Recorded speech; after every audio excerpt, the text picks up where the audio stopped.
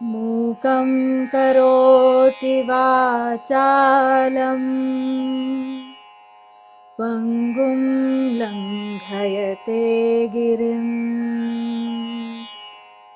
यत्कृपातमहं वन्दे परमानन्दसागरम्।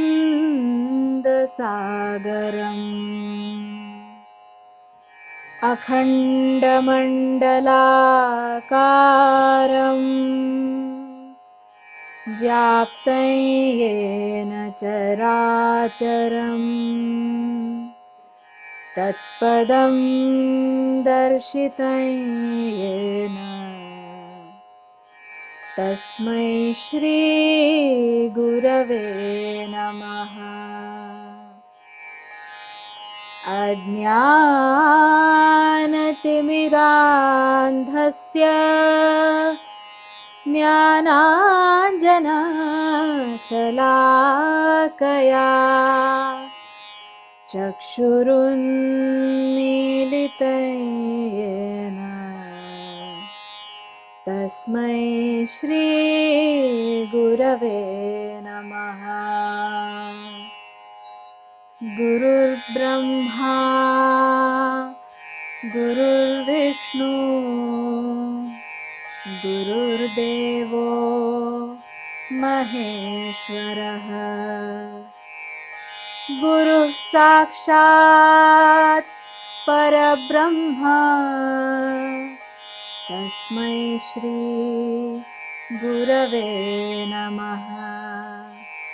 तस्मै श्री गुरवे नमः। तस्मै श्री गुरवे नमः।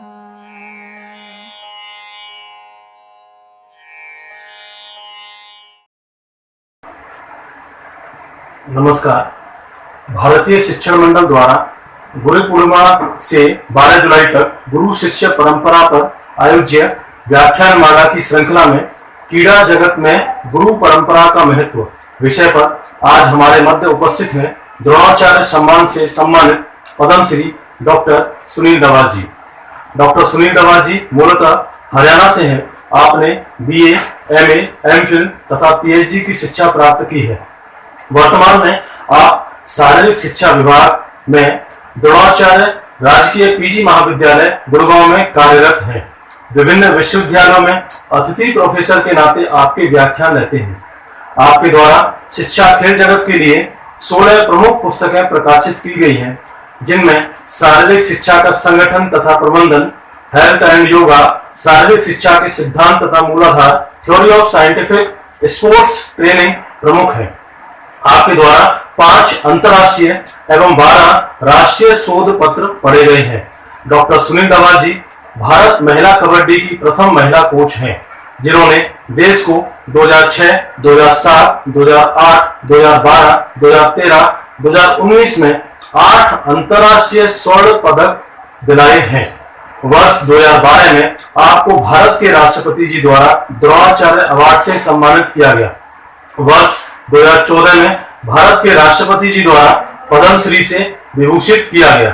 वर्ष 2018 में हरियाणा के मुख्यमंत्री जी द्वारा हरियाणा गौरव अवार्ड से सम्मानित किया गया तथा विभिन्न पुरस्कारों से आपको पुरस्कृत किया जाता रहा है। आप भारत की प्रथम महिला हैं जिनको पद्मश्री व द्रोणाचार्य अवार्ड दोनों ही सम्मानित किया गया है। हरियाणा की अब तक प्रथम महिला है जिनको द्रोणाचार्य अवार्ड से सम्मानित किया गया है। ऐसी बहन पद्मश्री डॉक्टर सुनील दवार जी, जिन्होंने भारत का गौरव पूरे विश्व में बढ़ाया है, मैं आपसे विनम्र आग्रह करता हूं कि आप अपना वक्तव्य प्रारंभ करें। सभी सुधीजनों को मेरा प्रणाम।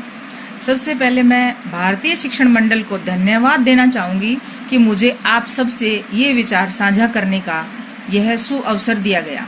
आज जब देश ही नहीं अपितु संपूर्ण विश्व ही कोरोना महामारी से जूझ रहा है, इस कठिन समय में ऑनलाइन परिचर्चा वक्तव्यों का आयोजन करना चुनौती को अवसरों में बदलने की ही प्रक्रिया है, जिसके लिए आयोजक साधुवाद के पात्र हैं।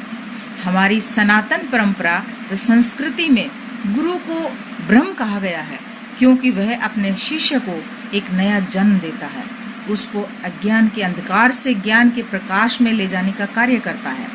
गुरु साक्षात महादेव है, क्योंकि शिष्य के सभी दोषों का शमन करता है, निराकरण करता है। व्यास पूर्णिमा का, गुरु पूर्णिमा का यह अवसर अपने गुरु के प्रति सादर सम्मान व कृतज्ञता ज्ञापन का होता है।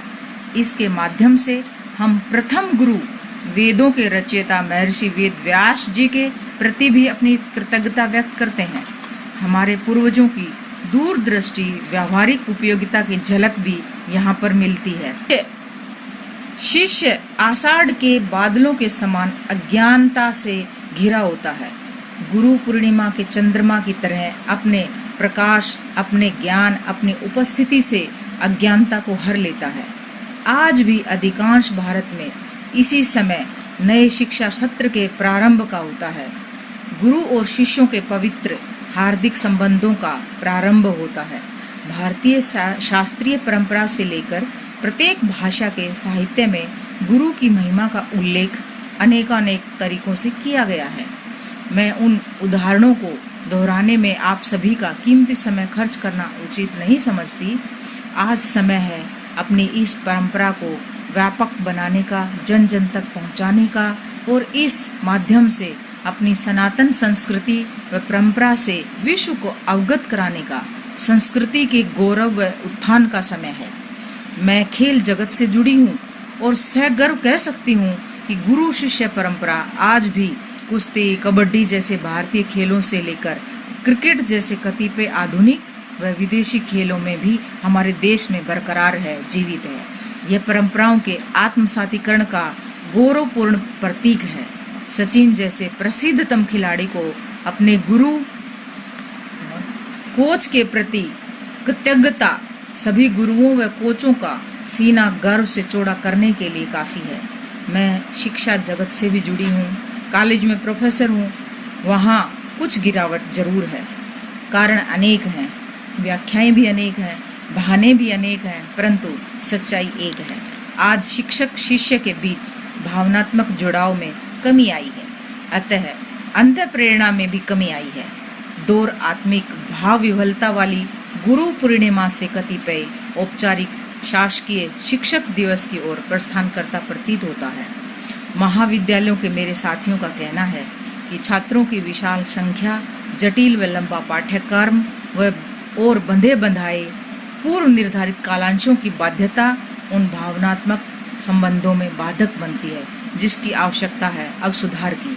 यहाँ खेल, स्पोर्ट्स व फिजिकल एजुकेशन विषय होने के कारणों में शायद भाग्यशाली हूँ कि मुझे विद्यार्थियों से भावनात्मक संबंध, माता संतान का संबंध व कतिपय गुरु शिष्य का संबंध बनाने में कभी भी किसी भी प्रकार की कोई चुनौती नहीं मिली। यहाँ गुरु पूर्णिमा का अशास्त्रीय संधि विच्छेद का उल्लेख करना समीचीन होगा। अगर ध्यान से पढ़ें तो हमें गुरु पूर्ण माँ की प्रतिध्वनि भी अवश्य सुनाई देती होगी। गुरु पूर्ण माँ की तरह होता है। गुरु जो आज उसके अंदर, अगर हम माँ की क्षमताएं देखते हैं तो गुरु के अंदर भी वही क्षमताएं हैं। अगर माँ के अंदर हम भावनात्मक स्रोत देखते हैं तो गुरु के अंदर भी वही भावनात्मक स्रोत है। उसकी गंगा बहती दिखाई देनी चाहिए, तभी गुरु शिष्य है वो एक माँ का रूप ले लेता है गुरु, और शिष्य है वो संतान का रूप ले लेता है। इसलिए गुरु के अंदर पूर्ण माँ का रूप है, वो केवल प्रतिध्वनि ही नहीं, उसके अंदर पूरा का पूरा समायमान होता है। ये गुरु शिष्य परंपरा इतनी जटिल और इतनी सुंदर भावुक होती है। एक प्रसंग आपसे मैं साझा करना चाहूँगी। अपनी नौकरी के प्रारंभिक वर्षों में मैंने गुरुग्राम के महाविद्यालय में ज्वाइन किया। यह वह दौर था जब गुरुग्राम प्रॉपर्टी डीलिंग का हब था। यहाँ के गांव की जमीन अत्यधिक मूल्य पर बिकी हुई थी और मूल निवासियों के पास बिना कुछ करे ही अत्यधिक धन अचानक उपलब्ध था। गांव के युवा बड़ी बड़ी गाड़ियाँ, बड़े बड़े चश्मे, अच्छी ड्रेस, अच्छी फिजिक बनाकर बॉडी बिल्डिंग कर बहुत सारे अन्य व्यसनों के आदी हो चुके थे। हमारे कॉलेज में भी ऐसे युवाओं का ग्रुप था जो बड़ी बड़ी गाड़ियों में आते, कॉलेज में मैदान में अपना अड्डा जमाते और व्यर्थ की बातों में लगे रहते थे। छात्र तो छात्र है, छात्र तो क्या, पुरुष शिक्षक भी उनसे उलझने में डरते थे। मैंने उन्हें एक दिन अपने कक्ष में बुलाया। मुझे पता था वो कोई उपदेश नहीं सुनना पसंद करते। मैं ही उनकी बातें सुनती गई। घर, परिवार, हॉबी, भविष्य, अनेकों विषयों पर मैंने उनसे चर्चा की और उनकी बातें सुनती रही। इनमें से 5-6 की रुचि जिम जाने में थी। यही वो कुंजी थी जो मुझे चाहिए थी। मैंने उन्हें उनके ही शौक बॉडी बिल्डिंग की तरफ प्रेरित किया और रिजल्ट अगले साल हम विश्वविद्यालय में बॉडी बिल्डिंग का पदक जीतने में सफल रहे। तब से यह हमारे कॉलेज की परंपरा बन गई। उनमें से 2 तो नेशनल लेवल पर खेलने चले गए और 3 अभी स्पोर्ट्स टीचर हैं। प्रत्येक अध्यापक और हर कोच मनोविज्ञान का कुछ न कुछ अध्ययन जरूर करता है। मेरा मानना है कि आवश्यकता उसके व्यावहारिक उपयोग की है। इसका सृजनात्मक उपयोग व विश्वास व जुड़ाव पैदा करने में सहायक होता है, जो आपको प्रेरक की भूमिका में ले आता है। और बस ये प्रेरणा हमें उनकी अंत प्रेरणा में बदलनी होती है। परंतु उल्लेखनीय यह भी है कि आपका खुद का अंतःकरण पवित्र, निश्चल, स्वार्थ रहित होना आवश्यक है। अपने शिष्यों से यह भावनात्मक जुड़ाव ही एक शिक्षक की, कोच की उपलब्धि होता है, उसके जीवन की पूंजी होता है। मैं लगभग 9 वर्षों तक लगातार भारतीय कबड्डी टीम की कोच रही और अपने खिलाड़ियों से बने भावनात्मक संबंधों को मैं द्रोणाचार्य पुरस्कार व पद्मश्री पुरस्कार से भी ज्यादा मूल्यवान निधि मानती हूँ। मैं खिलाड़ियों के साथ, मैं बताना चाहूंगी कि खिलाड़ियों के साथ जब मैं जुड़ी थी 2005, कुछ शिष्य मेरे ऐसे हैं जो मुझे 2005 से लेके आज तक सुबह सुबह गुड मॉर्निंग विश ना करें तो उनका दिन नहीं जाता है। मतलब उनका जुड़ाव यहाँ तक है कि वो तब से जुड़े थे और आज तक जुड़े हुए हैं। वो मेरा खिलाड़ियों के साथ जुड़ाव का कारवा है, वो बढ़ता जा रहा है। क्योंकि खिलाड़ियों के साथ मुझे नहीं पता मैं कब उनकी बहन, माँ और गुरु बनती चली गई। यहाँ तक कि अंतर्राष्ट्रीय जितनी भी प्रतियोगिताएं होती हैं या जब लंबे हमारे लंबे कैंप लगते हैं, महीनों हम घर से बाहर प्रवास पर रहते हैं, ट्रेनिंग के दौरान हार्ड ट्रेनिंग रहती है, तो खिलाड़ियों के अंदर होम सिकनेस है वो आ जाती है। खिलाड़ियों के अंदर एक अपने पेरेंट्स की याद आती है। तो कई बार लड़कियां मुझे मायूस दिखाई देती हैं तो मैं उनके चेहरे पढ़ लेती हूँ, उनकी साइकोलॉजी भांप लेती हूँ कि हाँ आज ये बच्चा कुछ मायूस है, आज ये बच्चा कुछ अच्छी परफॉर्मेंस नहीं दे रहा है। तो उन बच्चियों के साथ मेरा एक भावुक रिश्ता है, वो जुड़ा हुआ है और उनको मैं अंदर से पहचान लेती हूँ। और यही पहचान के बाद मैं उनका एक का अलग से इंडिविजुअली मैं उनको ट्रीट करती हूँ। मैं उनको अपने लाइफ के कुछ पसंदीदा, जो भी उनकी जिंदगी के कुछ अच्छे क्षण रहे हैं, उनको शेयर करने के लिए प्रेरित करती हूँ और वो खो जाते हैं और उन भावनाओं में बदल कर अपने वो सारे पल भूल जाते हैं जो उनको होम सिकनेस में या पारिवारिक यादों में ढाल रहा था। ऐसे ही मैं उनको अपने लाइफ से जुड़े हुए शेयर करवाती हूँ कुछ ऐसी चीज़ें कि वो मुझे यहाँ पे अपनी बहन भी समझ सकती हैं, अपनी माँ भी समझ सकते हैं। अपने गुरु के अलावा वो बहुत कुछ रिश्ते हैं जो मेरे साथ वो जुड़ते चले जाते हैं। और ये जो गुरु है वो कभी बहन का कभी माँ का रोल में आ जाती हूँ।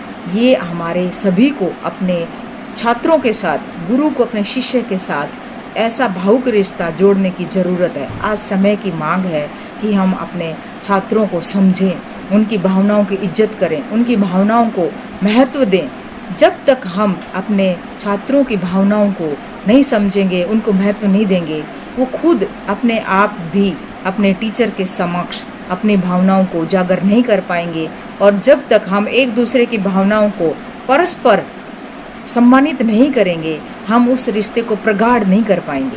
तो ये हमारी आपस में रिश्तों को प्रगाढ़ करने की प्रक्रिया है। वो गुरु शिष्य की परंपरा भावुकता के दौर से, प्रेरणा के दौर से गुजरती हुई आगे बढ़ती चली जानी चाहिए। मैं जब कबड्डी 2005 में जब कबड्डी से जुड़ी थी भारतीय टीम से, तो उस समय पर महिला कबड्डी अंतर्राष्ट्रीय प्रतियोगिताओं में बस शुरू ही हुई थी और टीम का परिदृश्य चक दे इंडिया जैसा था, हॉकी टीम की तरह। लेकिन मेरे सामने बहुत चुनौतीपूर्ण था। टीम बिखरी सी नजर आई मुझे, क्षेत्रवाद में बटी हुई थी। टीम का भावनात्मक भारतीयता के साथ जुड़ाव मुझे कम नजर आया। और जब तक हम पूरे विश्व में जब लड़ने जाते हैं तो भारतीयता का जामा अपने अंदर, अपने भावनाओं के, अपने रोम रोम के अंदर नहीं भर लेते हैं, तब तक हम एक यूनाइटेड होकर नहीं लड़ पाते हैं। तो वही मैंने अपनी टीम के सामने भी देखा और नजर आया। महीनों महीनों के लंबे कैंप के दौरान मैंने उन खिलाड़ियों के अंदर वो भावुकता का परिदृश्य डेवलप किया। उनके अंदर मैंने वो सारी चीज़ें जो उनके अंदर, क्षेत्रवाद जो उनके अंदर फैला हुआ था, वो मैंने ख़त्म किया। और उन खिलाड़ियों के अंदर एक देश प्रेम की भावना, अपने झंडे के साथ भावुक होना, अपने देश के फ्लैग को वो चूमे, अपने देश के जनगण मन जो हमारा राष्ट्रगान है उसको सुने तो उनका रोम रोम रोमांचित हो जाना चाहिए। ये भावनाएं उनके अंदर जब रोमांचित और संचारित की जाती हैं तो वो अपने आप ऑटोमेटिक तरीके से ही अपने देश के लिए मर मिटने की भावनाएं उनके अंदर उजागर हो जाती हैं। इस तरह से मैं काफ़ी समय से खिलाड़ियों के साथ एक भावनाओं का संचार करती गई और धीरे धीरे वो रिश्ते इतने प्रगाढ़ होते गए कि वो मुझे अपनी बहन के रूप में, माँ के रूप में, गुरु के रूप में, हर रिश्ते के साथ वो संबोधन बढ़ते चले गए। और आपको ये जान के आश्चर्य ज़रूर होगा, लेकिन सत्य है, शादी के 6-7 साल बाद ही मैं नानी बन गई थी। आश्चर्यजनक लगेगा आपको, परंतु सत्य है। वो वास्तव में इन्हीं शब्दों के, इन्हीं रिश्तों के जो जाल से, रिश्तों का जो एक संचार हुआ हम गुरु और शिष्यों के बीच में, उन्हीं का रिजल्ट है। उनमें से कुछ तो इतने हक के साथ मुझे रात में फ़ोन करके भी जगा देती हैं और अपनी पर्सनल समस्याओं को शेयर करती हैं। एक आध लड़की तो ऐसी है मेरे साथ जो रात में 2-2 बजे, 2:30 बजे भी उठाकर पूछती है, मैम मुझे बहुत स्ट्रेस हो रखा है, मेरी परफॉर्मेंस आजकल डाउन है और मैं सिलेक्शन नहीं कर पा रही हूँ और मेरी रात की नींद भी ख़त्म हो चुकी है, तो मैं क्या करूँ।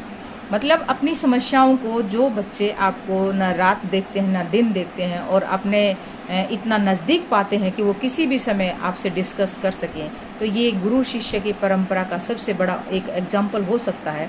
व्यक्तिगत जीवन के इन प्रसंगों को उल्लेख करना मैं केवल मात्र उद्देश्य इतना है कि मैं कबीर दास जी की तरह कागज की लेखी नहीं वरन आँखिन की देखी कहना चाहूँगी। मेरा मानना है कि आत्म अनुभूति सत्य ज़्यादा संवेदना प्रेषक हो सकता है। खेलों की दुनिया में हूँ, इसलिए गुरु शिष्य की परंपरा में मैं भी आज के दौर में कुछ गिरावट देखती हूँ। हालिया बहुत सारे उदाहरण हैं।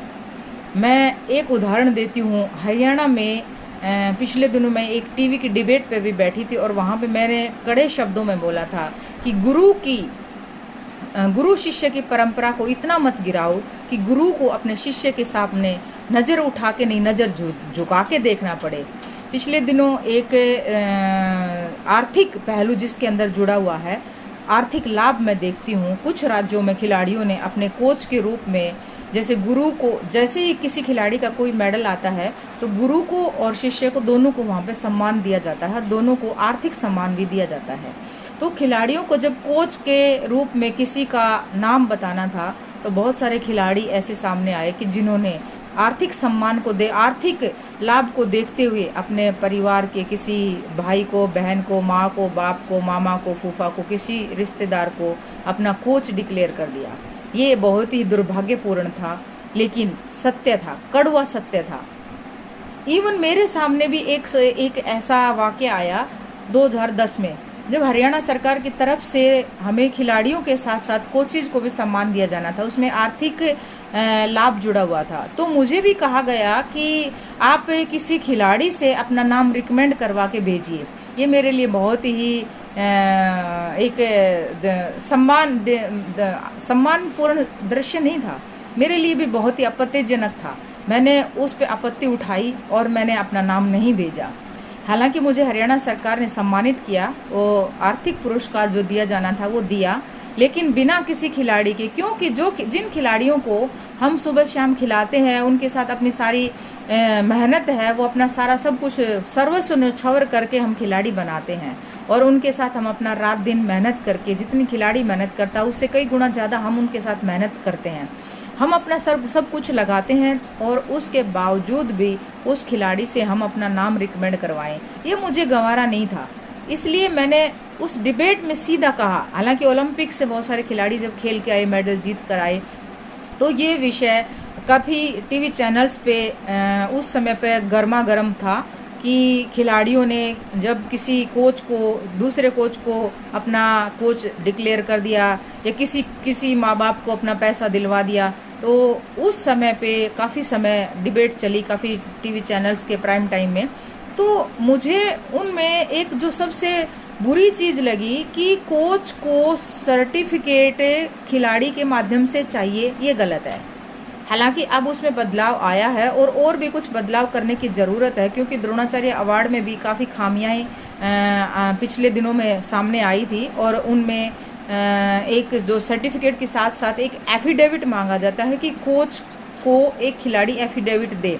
ये भी मुझे गंवारा नहीं है और ये हमारी कोच और गुरु शिष्य की परंपरा है, उसको कहीं ना कहीं कंडेम करता है और नीचे गिराता है। गलती यह है खिलाड़ियों की भी है और कोच को भी, अगर वो किसी से सर्टिफिकेट मांग के अगर अपना कहीं फॉर्म अप्लाई करता, आर्थिक लाभ लेता है, तो मुझे लगता है कि नहीं लेना चाहिए। मैं इसका परिणाम आर्थिक लाभ ही है सबसे बड़ा। खिलाड़ियों ने वास्तविक कोच के स्थान पर अपने नजदीकी रिश्तेदारों के नाम लिखवाए तो पुरस्कार उन्हें प्राप्त हो सके। इस निंदनीय व्यवहार के से गलत नीतियां बनी और इन गलत नीतियों को खत्म करना बहुत जरूरी है, जिससे कोच का और गुरु शिष्य का जो परंपरा में गिरावट आई है वो परंपराएं खत्म हो सकें और उन परंपराओं के जगह पे नई परंपराएं जन्म ले सकें और गुरु शिष्य की एक स्ट्रॉन्ग जो है नीति है वो हमारे देश में आनी चाहिए, जहां मुझे अभी कुछ खामियां नजर आती हैं। वस्तुतः अगर गहराई में सोचे तो स्थूल से ज्यादा सूक्ष्म स्तर पर परिवर्तन की जरूरत है, परिवर्तन की आवश्यकता है। हमें अपने मूल्यों की परिभाषा, उनके मानकों में बदलाव करने की आवश्यकता प्रतीत होती है। आज तथाकथित बड़े पब्लिक स्कूलों को देख लीजिए आप, वहाँ पे भी जो स्कूल्स हैं वो इतनी निर्ममता से फीस की वसूली करते हैं, जितनी निर्ममता से तो शायद पुराने ज़माने में जमींदार भी लगान वसूल नहीं करते थे। आज पैसा, इस स्थिति में बाल मन में पैसे की जो आवश्यकता, उसकी महत्ता सबसे अंकित हो जाती है और इस परिस्थिति से हमारे समाज में मात्र आर्थिक उन्नति की को ही सफलता का द्योतक माना जाने लगा है। केवल अर्थ से जुड़कर हम अपने गुरु शिष्य की परंपरा को, अपनी भावनाओं को वहाँ पे चकनाचूर होते हुए देखते हैं। इन कारणों पे हमें दोबारा से सोच विचार करने की आवश्यकता है। इसके कारणों और उपायों की विवेचना करना मेरे ख्याल से विषय से भटकना है, परंतु हम सबको इसका हल सोचने की आज आवश्यकता है। आज सूचना प्रौद्योगिकी का जमाना है। इस युग में इंफॉर्मेशन व कंटेंट जो इतना बहुतायत में हमारे विद्यार्थियों के पास सहज ही उपलब्ध है, अतः शिक्षक को भी, गुरु को भी उस सूचना से कुछ ज़्यादा शिष्यों को देना होगा। आज सोशल मीडिया का ज़माना है। आज इंफॉर्मेशन टेक्नोलॉजी इतनी बढ़ गई है कि आपके पास इंफॉर्मेशन ढेरों है, लेकिन उस इंफॉर्मेशन में से क्या इंफॉर्मेशन हम अपने विद्यार्थियों तक पहुंचाएं और क्या गलत और क्या सही है, ये हम विद्यार्थियों को आज इस समय पर उनको प्रेरित करें कि गलत को गलत और सही को सही। आज देखो आप सोशल मीडिया पे बहुत सारे आर्टिकल्स आते हैं, उन आर्टिकल्स में कुछ चीज़ें ऐसी होती हैं जो ऑथेंटिक नहीं होती हैं, लेकिन वो हमारे पास धड़ल्ले से पहुंचती हैं। अब बाल मन है उसके ऊपर, उसको वो सच मान लेता है, उसके ऊपर उसका असर भी जाता है। बहुत सारे टीवी सीरियल्स हैं, कुछ फिल्म भी ऐसी हैं। मैं मुन्ना भाई में कुछ एक आध ऐसे पॉइंट आए हैं जिसमें मैं समझती हूँ गुरु शिष्य परंपरा के विपरीत जाता है। तो ऐसी चीज़ें जो हमारे समाज में, जहाँ हमारी एक सोशल ड्यूटी है, वहीं पे हमारे समाज में कुछ इन पर पाबंदी लगाने वाले जो स्रोत हैं उनको भी इन पे ध्यान देना होगा, क्योंकि कोई भी ऐसी फिल्म या कोई टीवी सीरियल भी ऐसा नहीं जाना चाहिए जिसके ऑथेंटिसिटी या जो हमारी इन भावनाओं को चकनाचूर करे। वैसे ही हमारे सोशल मीडिया को भी कंट्रोल करना बहुत ज़रूरी हो गया है। आज हमारे बच्चों के पास हालांकि काफ़ी हद तक सोशल मीडिया पे कुछ, जैसे पहले पोर्न फिल्में भी आती थी, उन पे पाबंदी लगी है। ऐसे सोशल मीडिया के कुछ चीज़ें ऐसी हैं जो बाल मन पे घातक असर डालती हैं। उन चीज़ों को कंट्रोल करना इस समय सबसे बड़ी हमारी सोशल मीडिया की और साथ साथ सरकार की भी, हमारे टीचर्स की, गुरुओं की भी सबसे बड़ी जिम्मेदारी बनती है कि हम शिष्यों को उस तरीके से डेवलप करें कि वो गलत को गलत तरीके से कंडेम कर सके और अच्छी चीज़ों को प्रेरणा के रूप में लेकर आगे उसका फ़ायदा उठा सके। इसलिए आज हमारी जो इस सोशल मीडिया के इंफॉर्मेशन के ज़माने में जो जिम्मेदारियां हैं और भी ज़्यादा बढ़ गई हैं, और भी ज़्यादा हमारी बच्चों को प्रेरणादायक बनाने की ज़रूरत है। हम हार्दिक जो एक संबंध डेवलप करते आ रहे हैं, हम उस हार्दिक संबंध के साथ साथ भावुक संबंध के साथ साथ कुछ ऐसे संबंध भी डेवलप करें ताकि हम अपने विद्यार्थियों को केवल एक इन्फॉर्मेशन से ही ना गुजारें, उनके अंदर ऐसी चीज़ें संचारित करें कि वो खुद को एनालिसिस कर सके, खुद को ऐसा प्रेरित कर सके, अपने आप को मूलतः रूप से वो ऐसा बना सके कि वो चीज़ों का एनालिसिस करके गलत और सही का सही से मूल्यांकन करके अपने आप को उस जमाने में और उस परंपरा में ढाल सके। एक और उल्लेखनीय बात मैं कहना चाहूँगी कि वर्तमान दौर में ऑनलाइन शिक्षा परिचर्चा के इस दौर में भी गुरु शिष्य का पारंपरिक जुड़ाव पैदा किया जा सकता है, अर्थात भौतिक सामीप्य कोई बहुत आवश्यक नहीं है। महाभारत का एकलव्य का उदाहरण देखो, प्राचीन काल से ही सामने है। वर्तमान में भी हम सब ने विभिन्न टीवी शोज में प्रतिभागियों को यह कहते सुना है कि उनके नृत्य गुरु माइकल जैक्सन या इसी तरह कोई अन्य हमारे खिलाड़ी भी यूट्यूब देखकर तकनीक का प्रशिक्षण लेते हैं। मैंने खुद एक खिलाड़ी के तौर पर अकादमी के बाहर से ही तकनीक सीखी है। मेरे शुरुआत के दिनों में मेरे पास कोई कोच नहीं था और कोच की भूमिका बहुत बड़ी होती है, क्योंकि ये मुझे, जब मैं खुद कोच बनी हूँ तो उससे मुझे सही मायने में कोच की भूमिका का ज्ञान हुआ। मैं शुरुआती दिनों में, मेरा गांव जहाँ पे पड़ता है वहाँ पे इस प्रकार की कोई भी सुविधाएं उपलब्ध नहीं थी और मेरे पास मुझे सिखाने के लिए कोई कोच भी नहीं था। हालांकि मेरे गांव में कबड्डी वगैरह कुछ खेलने होते थे तो वहाँ से मैं सीखती आई हूँ।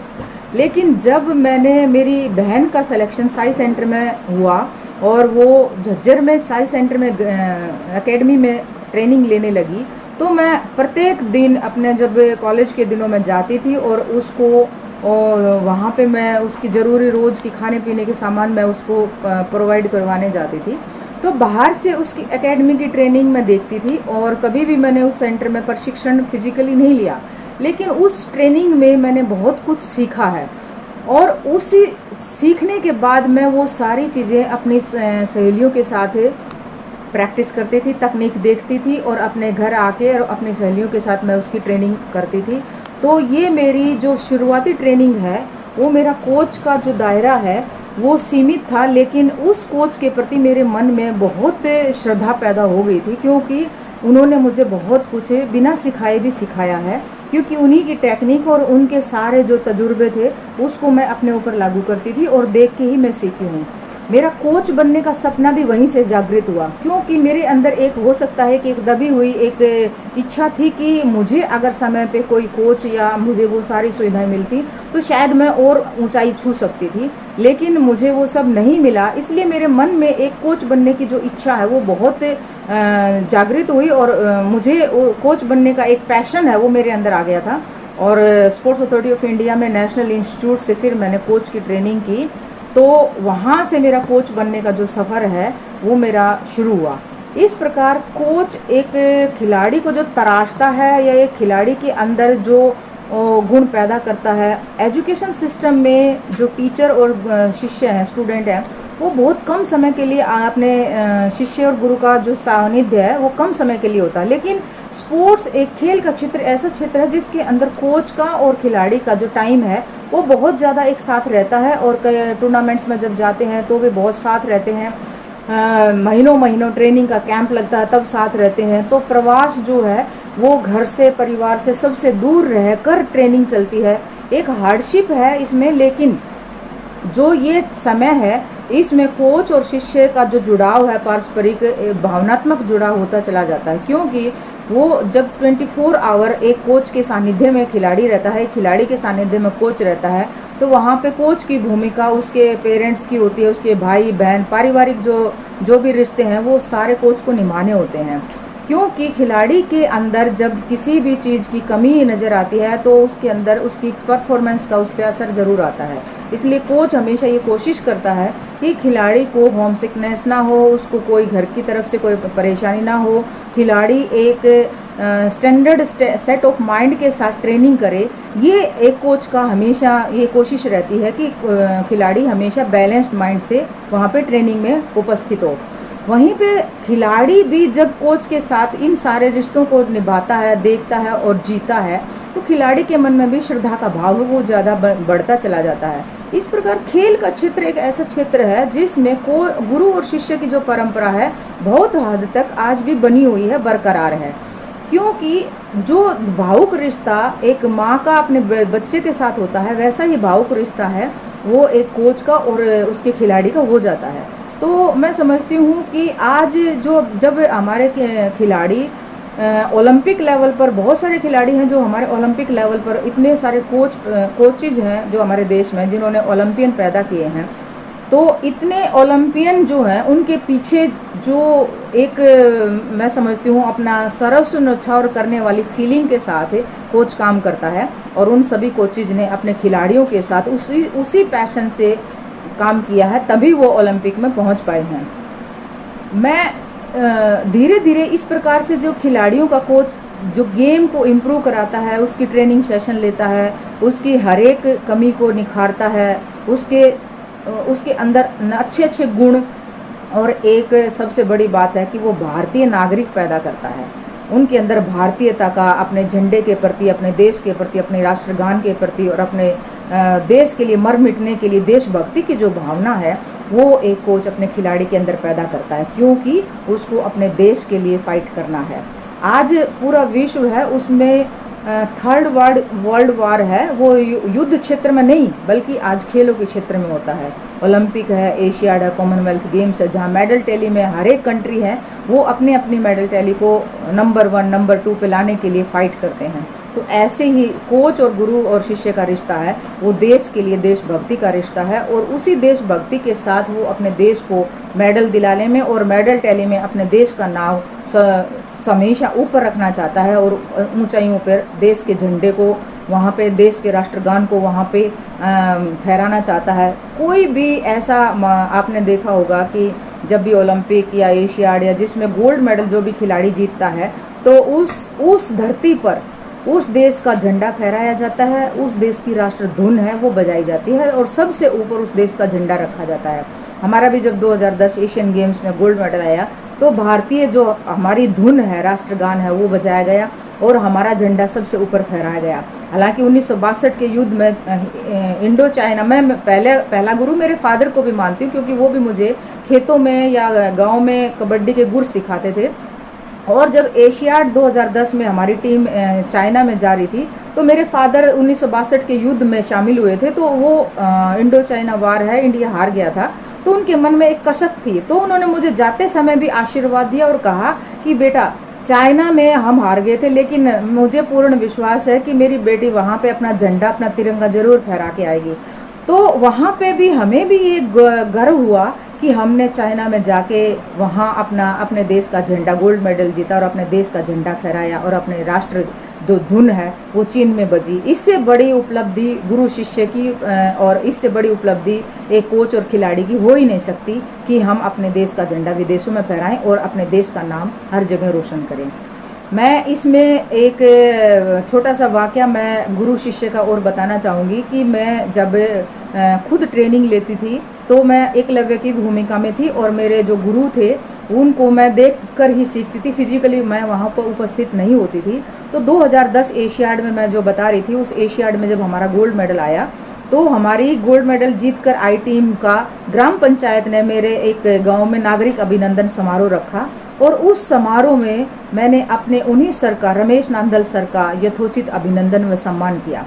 उस समारोह में हमने हमारे प्राइमरी स्कूल से लेकर पोस्ट ग्रेजुएशन तक के उपलब्ध शिक्षकों का सम्मान किया। ये हमारी गुरु शिष्य परंपरा है। वस्तुतः इस प्रक्रिया में एक आत्मिक शांति, एक सेंस ऑफ फुलफिलमेंट की फीलिंग आती है। अपने गुरु का सम्मान करना आपको अंदर से पूर्ण करता है।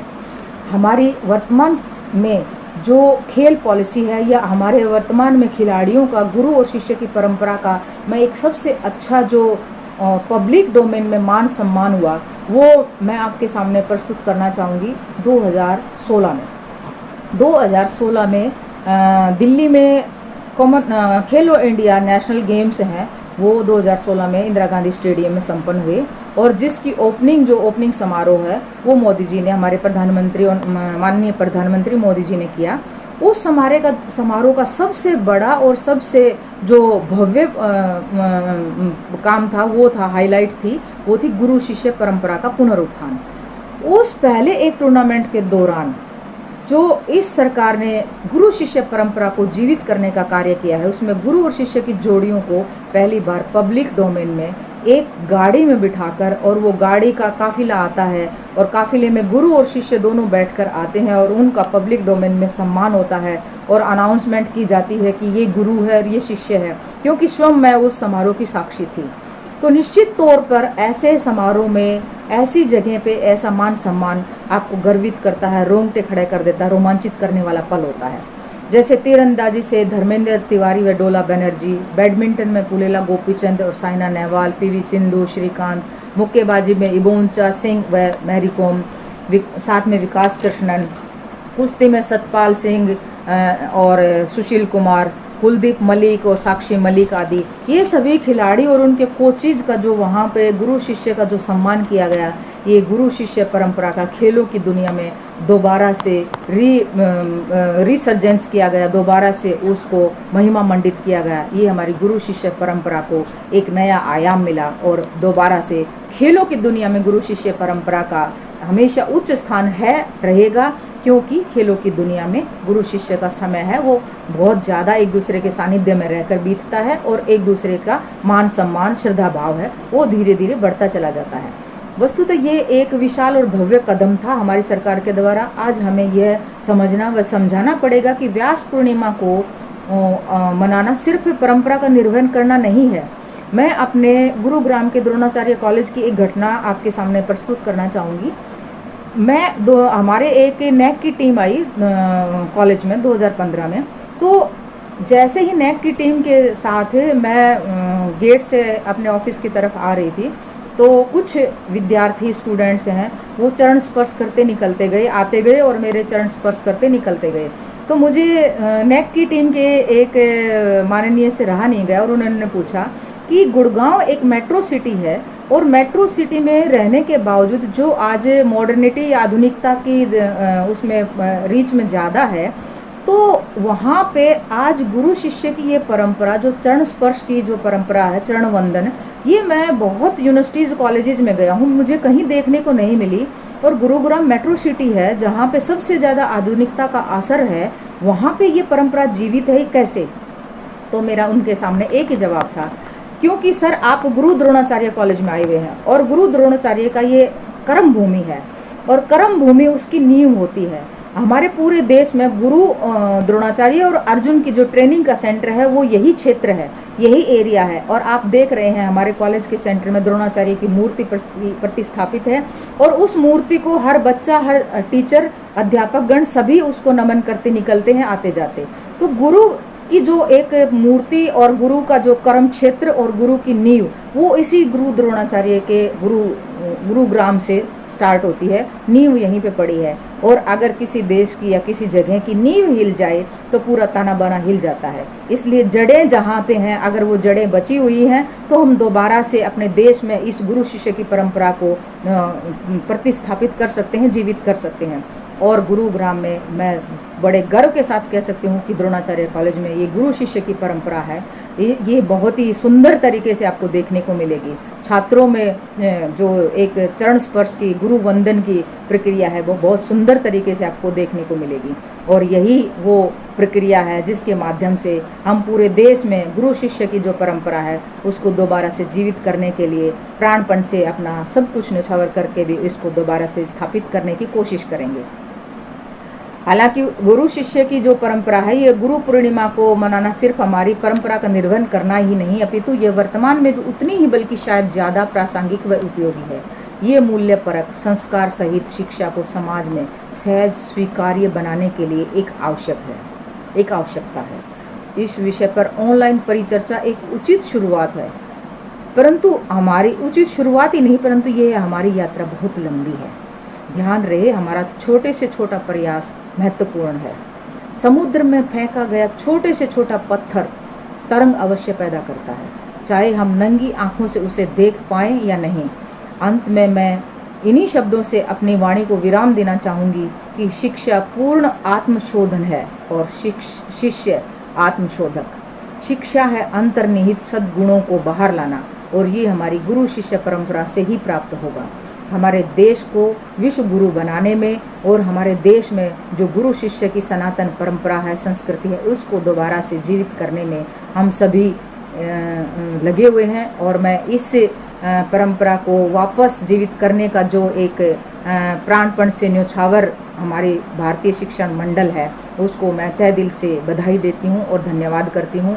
और मैं उनको इसलिए भी धन्यवाद करना चाहूँगी कि मुझ जैसे छोटे से व्यक्ति को भी आपने इतने बड़े शिक्षण मंडल के स्तर पर मुझे यहाँ पे अपने विचार प्रस्तुत करने के लिए आपने मुझे इस योग्य समझा। मैं आप सभी का तहे दिल से धन्यवाद करती हूँ। जय हिंद, जय भारत। जीवने यावदादानं स्यात् प्रदानं ततोऽधिकम् इत्येषा प्रार्थनास्माकं भगवन् परिपूर्यताम्। सर्वे भवन्तु सुखिनः, सर्वे सन्तु निरामयाः, सर्वे भद्राणि पश्यन्तु, मा कश्चित् दुःखभाग् भवेत्। ॐ शान्ति शान्ति शान्तिः।